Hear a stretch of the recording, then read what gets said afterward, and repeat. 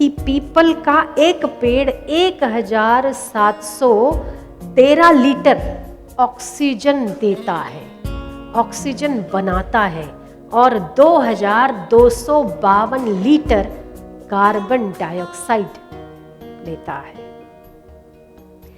एक पीपल का पेड़ 1713 लीटर ऑक्सीजन देता है। जिस घर के आसपास 10 पेड़ होते हैं, पीपल के नहीं, किसी भी प्रकार के,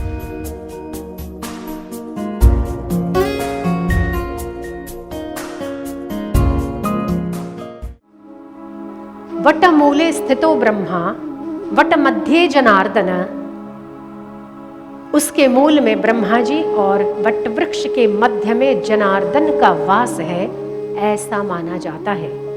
और उसी भावना के साथ सावित्री की पूजा होती है, जिस सावित्री ने अपने पति को कहां से छुड़वाया? यमराज से। स्त्रियों में वो शक्ति होती है कि यदि वह अपने सतीत्व की रक्षा करे तो यमराज से अपने पति के प्राण तक वापस ला सकती है। ऐसा हमारा इतिहास इस बात का गवाह है। अब आप वेदों के मंत्रों को देखिए, ये जो हमारी संस्कृति है, जो हमारे वेद है, वो परस्पर सद्भावना की कामना करते हैं। आप सुखी रहे, हम सुखी रहे। जब हम श्लोक गाते सर्वे भवन्तु सुखिनः, ये नहीं गाते कि मैं सुखी हूं तुम सुखी रहो, सर्वे भवन्तु सुखिनः। अभी जो हम सत्संग के बाद भावना करवाते, जो संकल्प करवाते, सर्वेषां स्वस्तिर्भवतु, क्या आ गया उसमें? सर्वेषां। यह संस्कृति केवल अपने सुखी होने की नहीं है, पर यहां पर सर्प भी सुखी रहे, मेंढक भी सुखी रहे, जीव जंतु भी सुखी रहे, क्योंकि उसमें परमात्मा का वास माना जाता है। यहाँ तक कि जीव जंतुओं में तो चेतना होती है, पेड़ पौधों में हम लोग चेतना नहीं मानते, पर शास्त्र इस बात को प्रमाणित करते हैं कि वृक्षों में भी चेतना है। इसीलिए हम वृक्षों से मित्रता करें और वृक्ष हमसे मित्रता करे, हम प्रकृति से मित्रता करें और प्रकृति हमसे मित्रता करे। आप वेद मंत्र कभी किसी ब्राह्मण को बुलाएंगे तो आपके घर में जब शांति पाठ होता है या जब यज्ञ की शुरुआत होती है, द्यौ शांतिरंतरिक्ष शांतिरापः शांति पृथ्वी शांतिरौषधयः शांति वनस्पतयः शांति। क्या आया इसमें? वनस्पतयः शांति। ये हमारा वेद कहता है औषधि हमें शांति दें, औषधि शांति प्रदान करें और शांति ले, परस्पर मित्रता। अच्छा, दूसरा व्यक्ति शांत कब रह सकता है? जब आप 2 व्यक्ति हो घर में रहने वाले, परिवार में 3 लोग या 4 लोग हो। यदि 3 लोग शांत हैं और एक व्यक्ति झगड़ालू है या झगड़ा करने पर हर बार उतारू हो जाता है बाएं चढ़ा के, तो घर में शांति रहेगी कि अशांति? अशांति ना। फिर आप मत्था टेकने आते हो तो घर में बड़ी अशांति है, पैसा तो खूब है पर अशांति भी खूब है। क्यों? क्योंकि आप शायद लड़ना नहीं चाहते, आप शांति से रहना चाहते हो। मतलब कि आप में वो भावना है कि हमें कोई जीने दे, शांति से जीने दो बाबा। 2 रोटी खाने आता हूं या आती हूं तब भी जब घर में एंटर करो तो cut cut cut cut cut cut cut cut चिक चिक चिक चिक चिक चिक होता है ना। आप 2 रोटी शांति की खाना पसंद करते हो। कितना ही पैसे वाला क्यों ना हो, शांति सभी को चाहिए। ठीक है मेरी बात? अब मुझे ये बताओ कि परिवार में 4 लोग हैं, 4 व्यक्ति में से एक व्यक्ति भी यदि अशांति क्रिएट करने वाला हो तो बाकी के 3 अशांत होंगे। ठीक है ना। अब ये जो सारी पृथ्वी वो हमारा परिवार है। ठीक है। पृथ्वी जल से सिंची जाती है, जल पृथ्वी के कारण रहता है। हवा, पृथ्वी, जल, तेज, वायु, आकाश परस्पर एक दूसरे के सहायक माने जाते हैं। यदि वृक्ष की गहनता ना हो तो बारिश का आगमन ना हो। यदि बारिश का आगमन ना हो तो धरती की प्यास ना बुझे, यदि धरती की प्यास ना बुझे तो जीव जल जंतु और मानव प्यास से व्याकुल होकर मर जाएं, और यदि जल ही ना हो तो जीवन असंभव सा हो जाए। सभी एक दूसरे के पूरक है ना। वृक्ष है तो पानी है, तो पानी है तो धरती है, तो धरती है तो इंसान है, ठीक है ना। वापस धरती है तो वृक्ष है, एक साइकिल है। पर हम सभी परिवार के लोग, जिस परिवार में एक परिवार में 4 लोगों में से यदि एक व्यक्ति भी अशांत है तो बाकी के लोग अशांत होना स्वाभाविक है ना। ऐसे ही ये समस्त ब्रह्मांड एक घर की तरह है। वसुधैव कुटुंबकम, ये भावना हमारी गीता देती है, हमारा भागवत देता है, हमारे संत और ऋषि मुनि देते हैं। सर्वेशाम स्वस्तिर्भवतु, सबका मंगल हो, सबका भला हो। इसमें कहीं पर भी आप प्रार्थना में ये नहीं पाओगे कि मनुष्याणाम मंगलम भवतु, मनुष्यस्य मंगलम भवतु, एक मनुष्य का कल्याण हो, या वृक्षों का कल्याण हो, या पेड़ पौधों का, या पशु पक्षी का। सर्वेशाम, जितने भी जगत में जीवित जड़ और चेतन जितने भी नजर आते हैं वो सभी शांति को प्राप्त हो। तो शांति को कब प्राप्त होंगे? जब मनुष्य उसके प्रति शांति का बर्ताव करेगा तब। हम लोग जंगल काट रहे, हम लोग पेड़ पौधे काट रहे, यदि इनमें जीवन ना बचा और यदि धरती असंतुलित हो गई तो मानव की आने वाली पीढ़ी निश्चित ही बहुत ही भयानक स्थिति में होगी। पीपल का एक पेड़ 1713 लीटर ऑक्सीजन देता है, ऑक्सीजन बनाता है, और 2252 लीटर कार्बन डाइऑक्साइड लेता है। एक पीपल का पेड़ 1713 लीटर ऑक्सीजन देता है। जिस घर के आसपास 10 पेड़ होते हैं, पीपल के नहीं, किसी भी प्रकार के, जिस घर के आसपास 10 पेड़ होते हैं उस व्यक्ति की आयुष्य 7 वर्ष बढ़ जाती है। आप ये सोचिए कि इतने सारे पेड़ कट रहे हैं तो हमारी आयुष्य क्या थी और हम क्या हो गए। आप माइनस करते जाइए, आपको पता चल जाएगा। आपके इर्द गिर्द या आपके जिन फ्लैटों में रहते एक भी पेड़ नहीं होता है, और पेड़ जो कॉमन प्लॉट में लगे होते हैं गिन मिन के 4 और 3 या 4, वो 4 में 400 लोग रहते हैं। कितनी कितनी वायु आई हिस्से में, गिनती लगाकर बताना मुझे।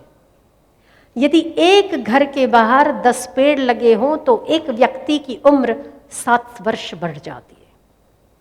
प्रकृति ने पेड़ों को प्रकाश संश्लेषण की अद्भुत शक्ति प्रदान की है।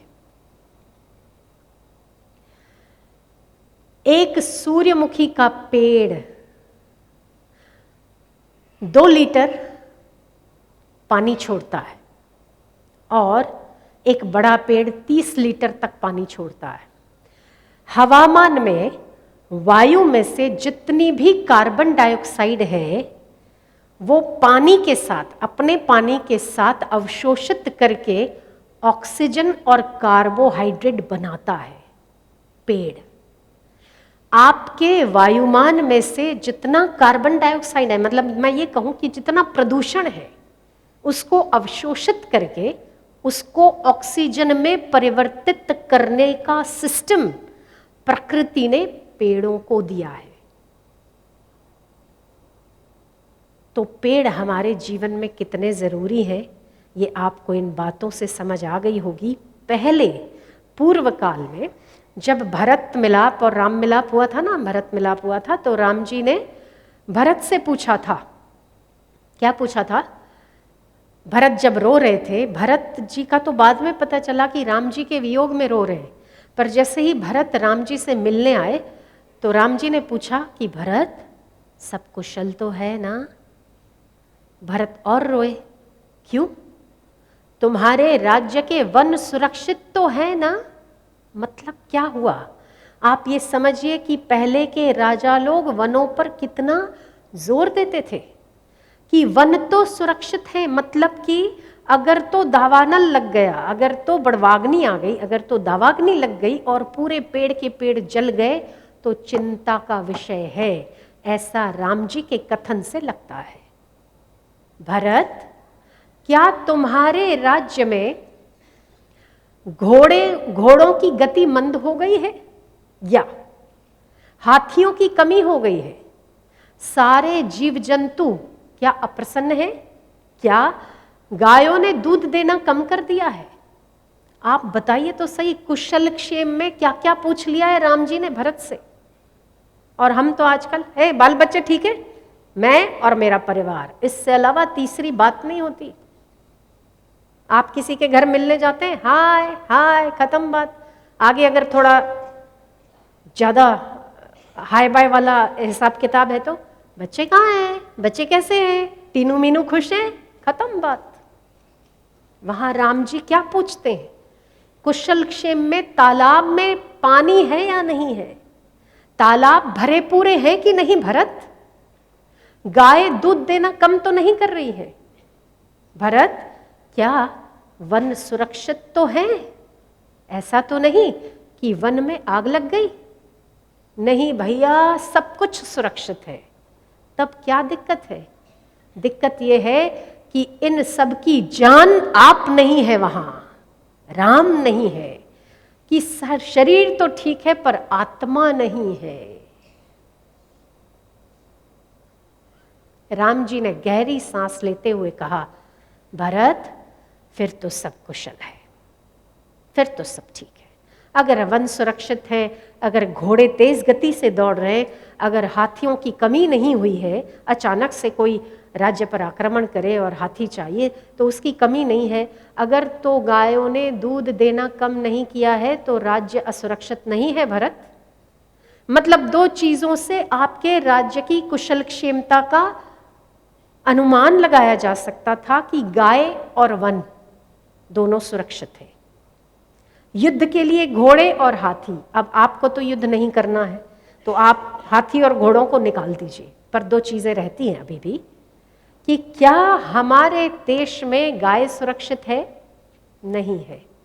क्या हमारे वन सुरक्षित है? नहीं है। पहले तो राजा लोग राज्य के वनों को सुरक्षित रखते थे, अब तो हमारे राजा ही वनों को काटने पर लगे। पैसा दो, वन काटने की आज्ञा है। तो अपने घर में भी पेड़ पौधे लगाइए, अगर तो आपको ये चाहिए कि आपके घर का प्रदूषण या कार्बन डाइऑक्साइड ऑक्सीजन में रूपांतरित करने वाला कोई एक ऐसा जीव, जीता जागता कोई जीव चाहिए आपको, जो आपके वातावरण के मल को दूर करे, तो आपको पेड़ जरूर घर में होना चाहिए। शायद पता होगा, महाभारत के 1 वर्ष के अज्ञात समय में पांडवों के पास, वो लोग योद्धा थे, पांडवों के पास अपने अपने शस्त्र थे। उन्होंने कहाँ रखे थे पता है?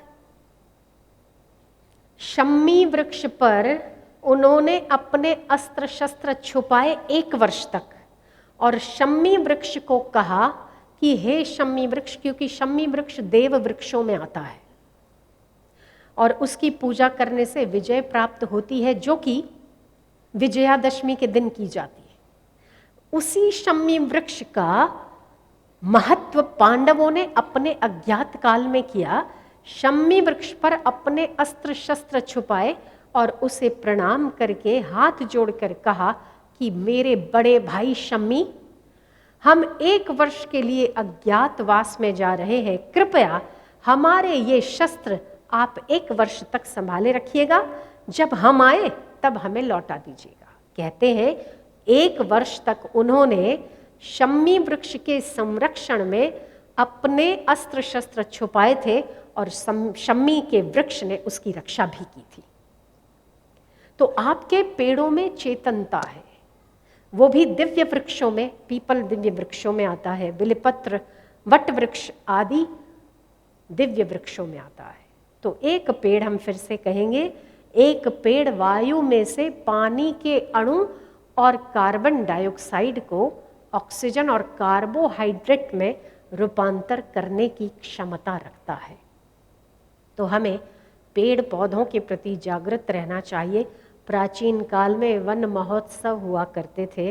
राज्य के लोग वनों में जाकर पिकनिक मनाते थे, भोजन ले जाते थे, वनों में खेलते थे, वृक्षों की पूजा करते थे, वृक्षों का हालचाल जानते थे और पिकनिक मनाकर वापस आते थे और मुआवजा लेते थे कि हमारे राज्य के वन सुरक्षित हैं भी या नहीं। तो मेरा आप सबसे आज ये हरित क्रांति का उत्सव करने का उद्देश्य भी यही था कि हम फिर से उस संस्कृति में लौटें जहाँ पर कुशल क्षेम के लिए भगवान जैसे भगवान को भी ये पूछना पड़ता है कि भरत, वन तो सुरक्षित है ना? मतलब हमारी पृथ्वी पर हमारी कुशल क्षेमता के साथ साथ उनका भी हिस्सा लगता है, उनके भी सहायक होने का, संरक्षण का हिस्सा लगता है। अतः सभी को आगे बढ़ना चाहिए, सभी को समझदारी पूर्वक पेड़ जितने कटते हैं उससे, मैंने तो बीच में सरकार को एक एप्लीकेशन भी लिखवाई थी कि इतने बिल्डर अपनी बिल्डिंगें बांध रहे हैं, इतने सारे लोग, आप देखो जहाँ पर पहले जंगल थे वहाँ टाउन प्लानिंग हो रही है और वहाँ बिल्डर की बिल्डिंग पास हो जाती है, प्लान पास हो जाते हैं। तो क्यों ना इस कुछ नियमावली का पालन किया जाए कि जितने एरिया के जितने पेड़ पौधे कटते हैं जब तक उससे दुगने ना लगाए जाएं तब तक बिल्डिंग का प्लान पास नहीं होना चाहिए। अभी एप्लीकेशन लगाई तो है, अब सरकार का काम है, हो सकता है थोड़ी जल्दी पास हो जाए तो बढ़िया रहे सभी के लिए, क्योंकि आने वाले समय में हमारे बीमार बच्चे, अस्वस्थ बच्चे, जो कि सांस लेने में भी जिनको दिक्कत होगी ऑक्सीजन की कमी की वजह से, प्रदूषित वायु की वजह से, तो कभी कभी देखते हैं तो थोड़ा लगता है कि आने वाली पीढ़ी का क्या होगा। जैसे आप पानी की बोतल लेके घूमते हैं ना, आने वाले समय में ऑक्सीजन की बोतल लेके भी घूमना पड़ेगा साथ में, जहाँ कमी हुई। अच्छा लगेगा आपको? ठीक लगेगा? नहीं ना। अभी आपको पहले ना 100 फीट पे पानी मिल जाता था घरों में, अब आपको 700 फीट पे पानी मिलता है। पता है क्या आपको? जो फ्लैट में रहते, पता है क्या आपका बिल्डर कितने फीट पे पानी लेता है? 700 फीट पे गुजरात में 600 से 700 फीट पानी का स्तर नीचे चला गया, जो आज से 8-10 साल पहले 100-150 फीट पर पानी मिला करता था। क्यों? तालाब नहीं है, वन सुरक्षित नहीं है, गाय भी सुरक्षित नहीं है।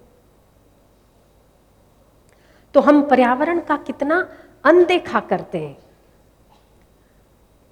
इसीलिए हम सबको जागृति लानी चाहिए। अपने अपने घरों में जिनको बाहर सुविधा है वो लोग ज़्यादा से ज़्यादा पेड़ लगाओ। जिनके घर में सुविधा नहीं है उन लोगों को भी बालकनी में सुविधा है तो लगाना चाहिए। तुलसी तो ज़रूर घर में होनी चाहिए, जो आपके ऑक्सीजन देती है और आपके पर्यावरण को शुद्ध रखती है।